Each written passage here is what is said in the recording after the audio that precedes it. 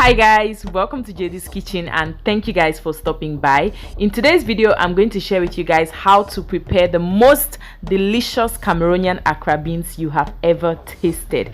I'm going to share with you guys the tips and the tricks I use to achieve this golden brown deliciousness. I'm going to share with you guys how to come up with this shape, okay, the Accra bean shape. And yeah, let's jump right into the video. We are going to start by looking at the ingredients and then right into the process of making our delicious Accra beans. Our first ingredient, which is the most important, is going to have to be our beans. You cannot make Accra beans without beans. So yeah, I buy beans that has already been cracked and peeled in the market so that it can ease the washing process for me, and I think even the blending process. So the night before, I always go ahead and pick my beans. Make sure you pick your beans thoroughly because there are some white stones in the beans that always look like the beans itself. So I go ahead and pick my beans, I wash it, and then I soak it in water.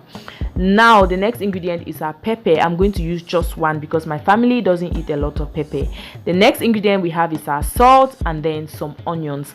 I use seasoning cubes. A lot of people don't. I think the traditional way of making it, you don't have to add seasoning cubes to it, but I do.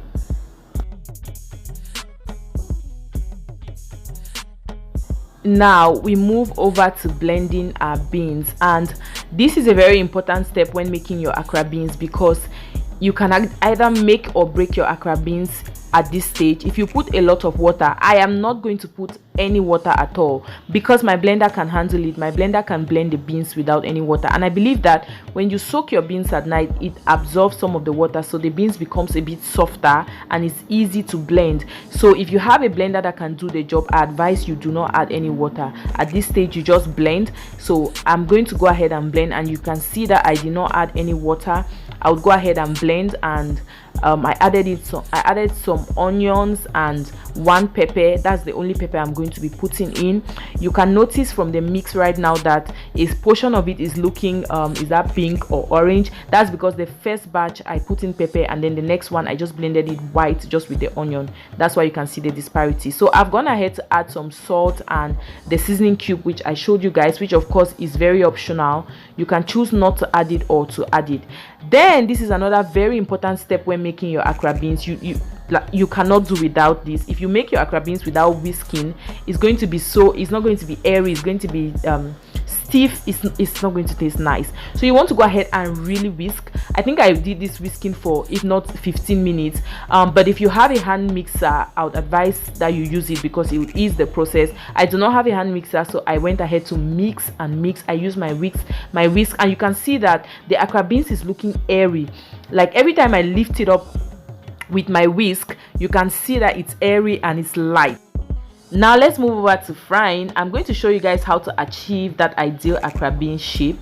So you see me carrying my batter in this cooking spoon, and then I shake it and make sure it's flat in the spoon, and then I clean the back of my spoon on the pan, and then I put it in, like I put it in straight so that it you guys just watch what I'm doing, okay? You want to do it exactly that way, so you have a flat looking Accra beans and not a round shaped Accra beans, okay? So I think that's a challenge that a lot of people face, and I faced it the first time I made my Accra beans. It was looking very round, it wasn't coming out flat. So you want to go back, watch again, and try to follow that.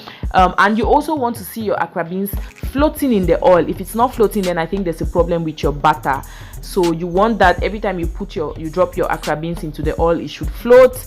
And you also want to ensure that your oil is not too cold and it's not too hot. So from time to time you need to regulate. If you see that it's too hot, then you want to regulate. And as you fry, you want to go back and whisk your batter again just to incorporate more air into it and ensure that it stays airy and light, okay?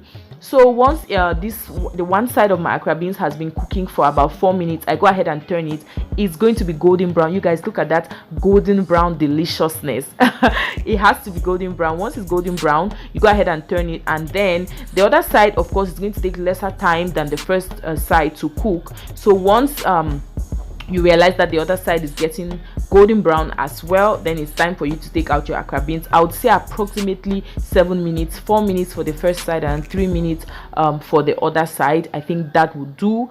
So yeah, this is the entire process that I follow when making my Accra beans. There are some important things you need to know: whisk and whisk and whisk. Like whisk away, you have to whisk the beans. If not, you're not going to have fluffy looking Accra beans. And then when doing your picking, make sure that you pick your beans well, because there's always some hidden white stones in the beans that look like the beans, and you don't want to make delicious Accra beans and people are eating and there's sand in their mouth. Like, I cannot stand it. So I always pick my Accra beans myself. Like, I do it myself, and I ensure that it's well picked. Okay. And then also, you can ease the process on yourself by buying beans that has already been cracked and peeled. Leave any tips when you make Accra beans in the comment section. Please do try out this recipe and tell me how it turns out for you. If you haven't subscribed to my channel, please do me well to subscribe. We ate these Accra beans with pap. You can eat yours with pepper. You can eat it, I see some people eat it with bread, some people eat it with tea. Whatever is your preference, go ahead. Thank you for watching, and see you.